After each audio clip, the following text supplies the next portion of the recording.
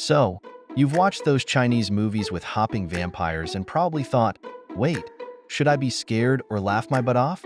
Trust me, the real story behind these hopping vampires, aka jiangshi, literally meaning stiff corpse, is creepier than you think. Picture this. Back in the old days, in the middle of nowhere in Hunan, China, people had to travel to far-off mountains in Sichuan province to hunt for herbs and animals to sell so they could survive.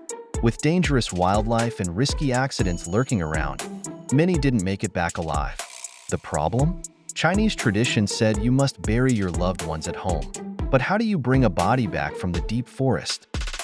Enter the corpse-moving industry. Yes, there were actual corpse drivers, and no, they didn't use Ubers. This wasn't a one-body-per-trip deal. Too much work. They'd gather a few corpses, tie them to long bamboo poles, arms and all, and two men, one in front, one in back, would carry them like a morbid conga line. When the bamboo flexed, it made the bodies hop up and down. And boom, that's how the iconic hopping vampire look came to be. They called it corpse driving, and yeah, it's as eerie as it sounds. Now, about that famous yellow talisman, Fulu, you see stuck on their foreheads in movies?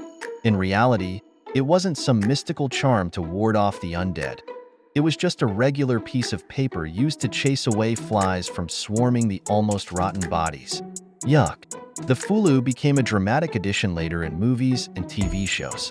These corpse drivers, being considerate, sort of, did all this under the cover of darkness because, let's face it, no one wants to see a parade of hopping corpses in broad daylight.